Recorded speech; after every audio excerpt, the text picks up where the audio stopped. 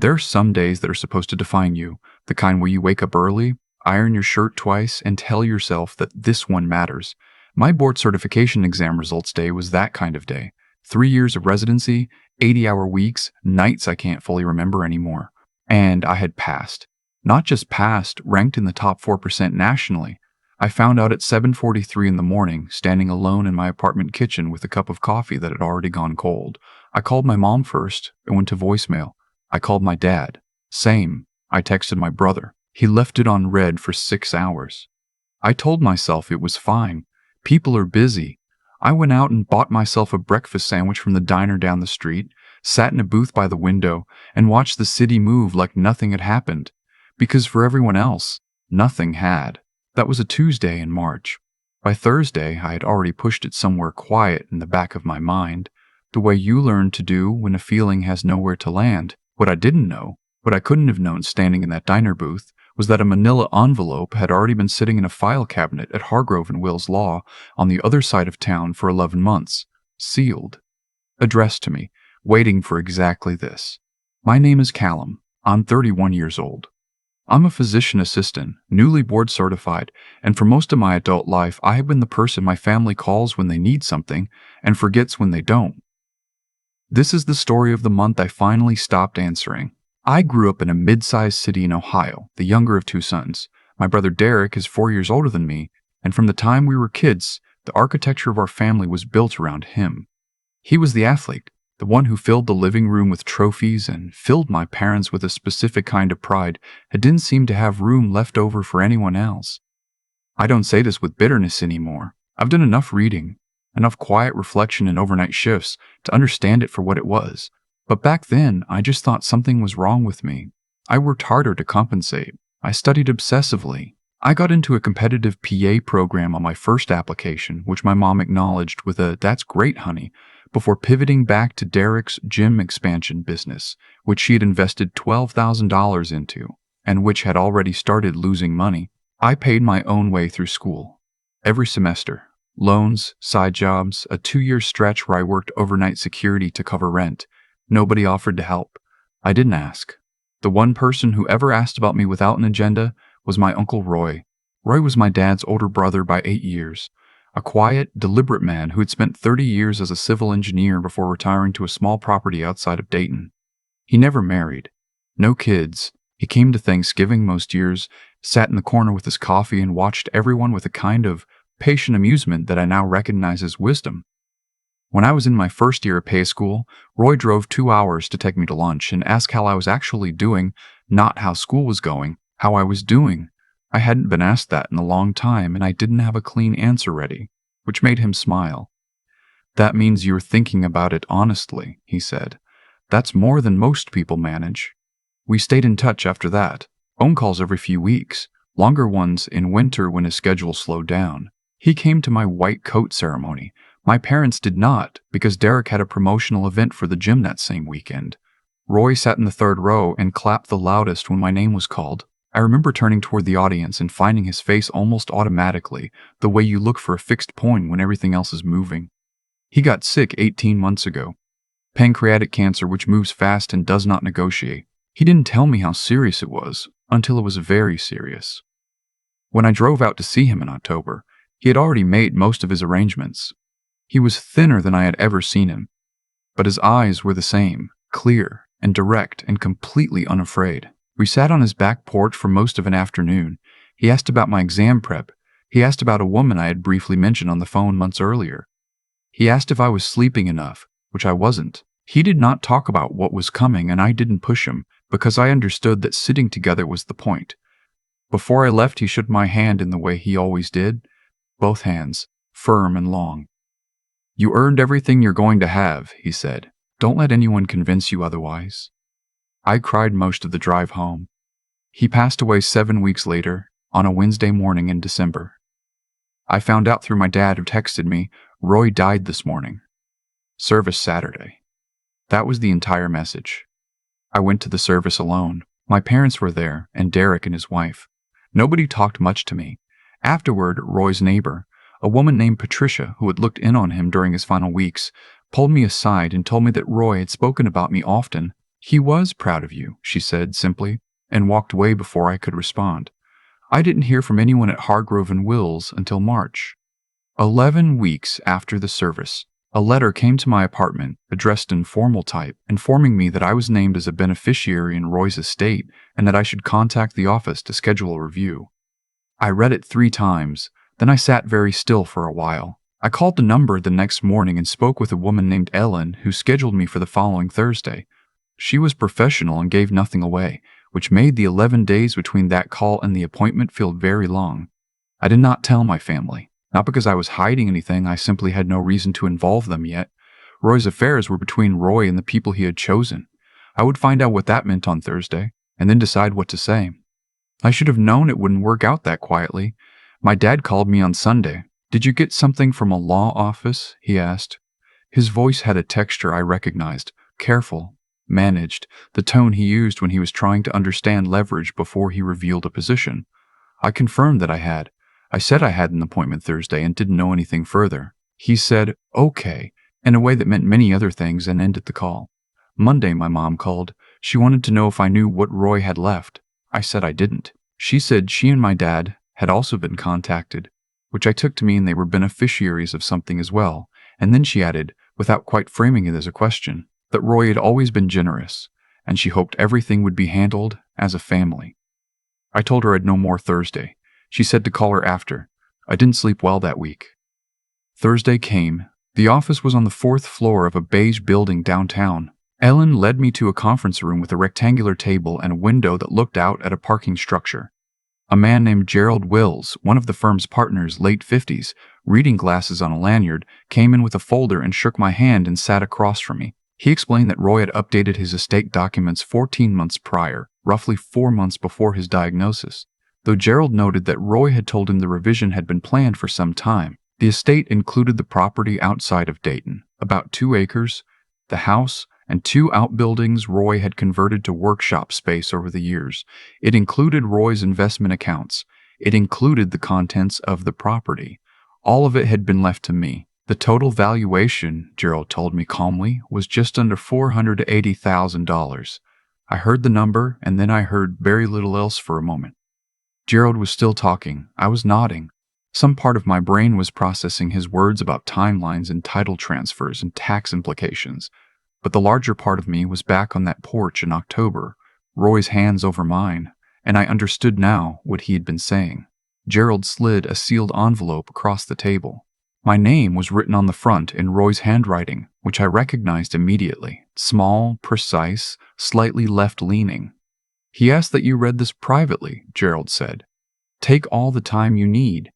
Gerald left the room. I sat alone with the envelope for a moment before opening it. The letter was 3 pages, handwritten on Roy's stationery, the kind with his initials at the top. I'm not going to reproduce every word of it here because it belongs to me and to him, but I'll tell you what it meant. He had watched me for years. He had watched me work without recognition, build without support, show up to things I wasn't celebrated at, and absent myself from my own needs to make room for everyone else. He had decided, quietly, a long time ago, that he would try to correct the imbalance in the way that was available to him. He wrote that the property was a place where I could build something on my own terms, if I wanted it, or sell it and use the resources however made sense for my life. He wrote that the decision was entirely mine and that no one else's opinion about it was relevant. The last paragraph was short. He said he wished he could have been there to see what I did with it. He said he had no doubt it would be something worth seeing. I folded the letter and put it in my jacket pocket. I sat in that conference room for another 10 minutes. Then I went out to the lobby, thanked Ellen, and took the elevator down. My mother called while I was still in the parking structure. I let it go to voicemail. She called again before I reached my car. I picked up. "How did it go?" she asked.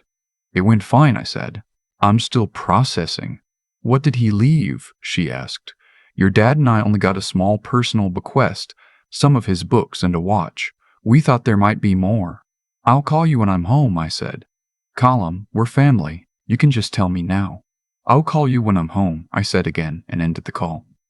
By the time I got to my apartment, I had 4 missed calls, 2 from my mom, 1 from my dad, 1 from Derek, who had not called me once in the previous 3 months. Not when I was deep in exam prep, not when I passed, not when I drove to Dayton alone for a funeral. I put my phone face down on the counter and made dinner. I gave myself that evening. I wasn't ready to walk into that conversation yet, and I had learned, slowly, that waiting until I was ready was not something I needed to apologize for. I called my dad back the next morning. He asked a few reasonable questions about the property and then arrived at the part I had been expecting. The suggestion that since Roy had clearly not known the full picture of family finances, and since Derek's business was going through a difficult stretch, it might make sense to think about this as a shared resource. Roy would have wanted to take care of the family, my dad said. I thought about Roy on that porch. I thought about him driving 2 hours for a lunch he had specifically arranged so that someone would ask me how I was doing. I thought about, you earned everything you're going to have. Roy made a specific choice, I said. He documented it with an attorney. I'm going to respect what he decided. My dad's voice shifted. He said I was being short-sighted. He said Derek had put everything into the gym and that family supported family in hard times. He said Roy had probably just not fought through the implications. I let him finish. Then I said that I thought Roy had thought through every implication quite carefully and that I needed some time and that I would be in touch. Derek called an hour later. His tone was different from my dad's, less measured, more direct. He said it was pretty messed up that Roy had done this and that I should do the right thing. I asked him what he had done on the Tuesday in March when I passed my boards. He was quiet for a moment. Then he said that wasn't the same thing. I told him I disagreed and ended the call. My mom's approach was different. She called that afternoon and her voice was soft, the version she used when she wanted me to feel guilty about something without being able to point to the mechanism. She said she wasn't asking me to give anything up, she just wanted me to understand how hard things were for Derek, how much stress my dad was carrying, how this kind of windfall could make such a difference.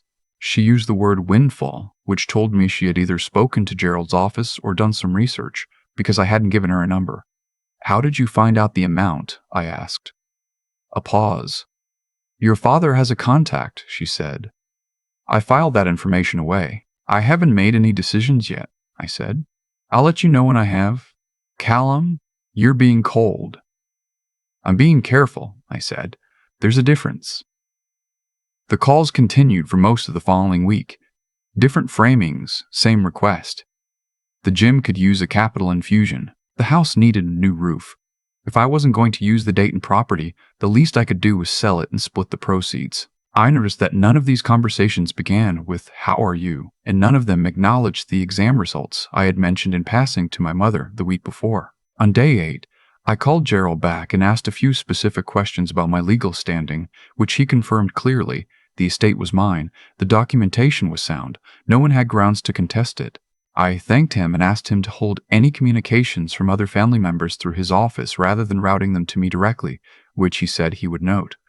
On day 9, I drove out to the property for the first time since Roy's service. It was a Thursday afternoon, overcast, the kind of Ohio spring day that hasn't committed to warmth yet. I parked in the gravel drive and walked the perimeter slowly. The house was modest. 3 bedrooms, original hardwood floors, a kitchen with white tile countertops that Roy had kept meticulously clean. The outbuilding smelled like sawdust and machine oil. On the workbench, in the larger one, he had left his tools arranged in exact order, the way he always kept them, as if he had just stepped out for a moment and planned to come back. I stood there for a long time. I had been renting a 1,200 square foot apartment for 4 years. I had been eating lunch at my desk most days because the break room had a television that other people controlled. I had been fine, technically. I had been managing. But standing in Roy's workshop, I understood the difference between managing and having something that was actually yours. I made my decision before I left the property that afternoon. I was going to keep it. I was going to keep all of it. I was going to use the investment accounts to pay off my remaining student loans, which I had been chipping away at for 6 years. I was going to move into Roy's house and commute, which was manageable from Dayton if I rearranged my schedule, which my supervisor confirmed she could accommodate. I was going to use the workshop to build furniture, which I had done as a hobby in my 20s, before I ran out of both space and time. And I was going to do all of this without asking anyone's permission. I called my mom that evening and told her, clearly and without much preamble, that I had made my decision and that the estate was not going to be redistributed. I told her I loved her and I was sorry the answer wasn't different, but that Roy had made his wishes clear and I was honoring them. She was quiet for a long moment. Then she said I had always been selfish. She meant it to land like a blow. And maybe it would have, once, but I had Roy's letter in my jacket pocket, and I had stood in his workshop that afternoon, and I knew, with a precision I hadn't previously been able to access, that selfish was the wrong word. Selfish would have been taking from someone to fill something. This was receiving something that had been freely, carefully, deliberately given by someone who had paid attention when no one else bothered. "I'm going to go now," I said. "I hope things get easier for everyone." I hung up. I sat in my car in the parking lot outside my apartment building and let everything settle. It wasn't triumphant exactly. There was no version of this that didn't cost something. But there was a quality to the silence that was different from the silence I was used to. Not empty, more like the quiet inside a room that finally has furniture in it. Dara texted me 3 days later. "You could have been a decent person about this." I read it, put my phone in my pocket, and went back to packing boxes. I moved to the Dayton property 6 weeks after my appointment with Gerald. My supervisor worked out a schedule where I'm remote 2 days a week and on-site 3, which means the commute is real but manageable. I've been here 4 months now. I repainted the kitchen. Roy's choice of beige was always a mystery to me. I set up the larger workshop with better lighting. Last month I finished a walnut side table that I put in the living room next to the reading chair Roy kept by the window, and I sat in that chair the evening I finished it and looked at what I had made and felt something I don't have an exact word for. Adjacent to peace, the functional version of pride. My family and I don't talk much now. There were a few more attempts in the first couple of months. My mom on my birthday with a tone that was somehow simultaneously warm and pointed. My dad with a question about whether I had reconsidered. I answered those calls the same way, politely, briefly, and without reopening the decision. Eventually, the calls tapered. I can't tell you whether that's grief or relief or something in between. Probably both, honestly. Most real things are. What I can tell you is this.